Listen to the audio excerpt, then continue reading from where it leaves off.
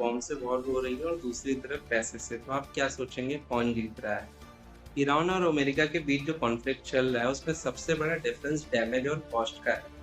Ground पर देखें तो वार का ज्यादा हिस्सा ईरान की जमीन पर हो रहा है। सिटीज, मिलिट्री बेसिस और इंफ्रास्ट्रक्चर को काफी नुकसान हुआ है और कैजुअलिटीज भी ईरान में ज्यादा है। अमेरिका की सिचुएशन थोड़ी अलग है, उनका मेनलैंड अभी भी सेफ है, अटैक्स हुए हैं लेकिन डैमेज मोस्टली उनके बेसिस और मिलिट्री एसेट्स तक लिमिटेड है। अब असली गेम पैसों का है।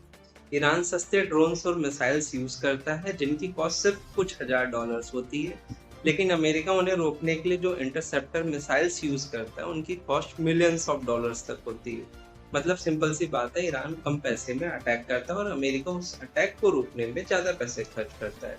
इसकी वजह से एक तरह का कॉस्ट प्रेशर क्रिएट हो चुका है।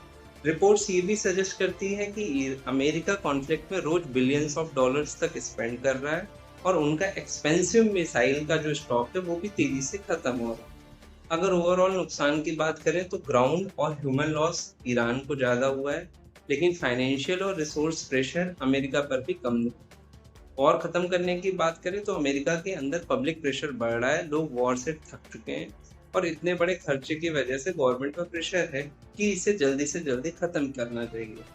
वहीं ईरान इतने डैमेज के बाद भी ओपनली पीछे हटना नहीं चाहता है, क्योंकि उसके लिए अपनी इमेज और पावर मेंटेन करना भी बहुत जरूरी है। तो अगर सिंपल वर्ड्स में समझे तो बैटलफील्ड पर अमेरिका स्ट्रांग दिखता है, लेकिन कॉस्ट और स्ट्रेटजी के गेम में ईरान उस पर प्रेशर बना रहा है। अब सवाल ये है, आपके हिसाब से आखिर जीत किसकी होगी, पावर की या स्ट्रेटजी?